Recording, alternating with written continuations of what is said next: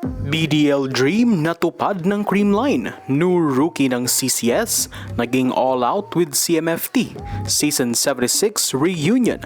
Pero huwag kayong kalimutang subscribe, click notification bell para update kayo dito sa ating channel. Hype na hype pa rin ang mga fans sa bagong addition nga sa Team Creamline Cool Smashers na sina Bea De Leon at Denden Lazaro Revilla.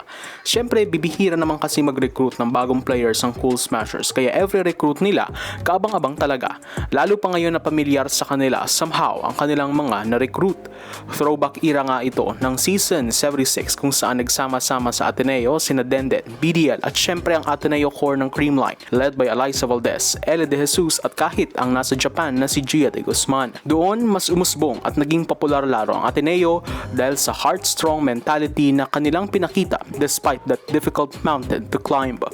Kaya naman ang kanilang pagsasama-sama sa isang team ay talagang napakalaking moment para sa diehard fans nila at sa PVL.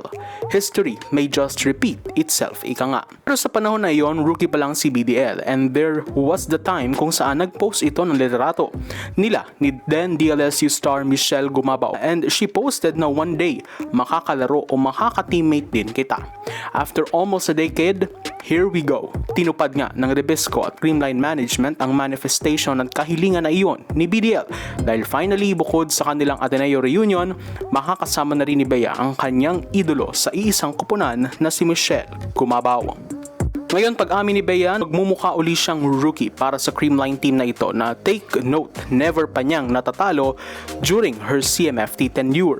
Ngayon, makakasama niya na ang team na di niya natatalo pero kasama na siya ngayon ng team na talunin ang mga dapat na talunin, kasama na ang dati niyang team na Choco Mucho. Honestly, these people that I'm gonna come in with and I'm gonna be with, sila Ate Lai, all of these people, they're really veterans. And to me, coming to this team beyond the UAP, honestly, wala naman akong nagpapatunayan eh.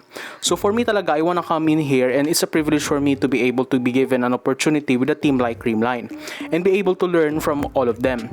So coming in here again, that different type of pressure na bata ulit ako, parang rookie ulit ako. Excited ako to feel that way. Pero inamin ni BDL na mahirap, actually pinakamahirap na desisyon na ginawa niya ang paglisan sa panig ng Choco Mucho. Pero naniwala naman siya na binigay niya na rin ang lahat para sa team na iyon in the past. Siguro hindi pa siya super nagsisink in a ways, sad, parang really bittersweet. Sad ako na umalis ako sa Choco Mucho, pero syempre happy rin ako and excited for myself for a new beginning. Yan ang naging pahayag ni BDL sa kanyang first ever interview as a Cool Smashers sa ABS-CBN. Bago man sa team, pero naniniwala si Creamline coach Sherwin Meneses na di na mahirapan mag-adjust sina BDL at Den gayong alam nito ang sistema nila noon sa Ateneo na halos same lang din sa Creamline. Sa katunayan, nagsisimula na ang pagbabalik ensayo ng Creamline kahit di pa sila gaano kompleto sa training. Pero di na rin yan mahirap eventually dahil matagal-tagal na mga ito sa kupunan na hindi na rin naman kailangan ng napakahabang panahon para mag-gel sa isa't isa.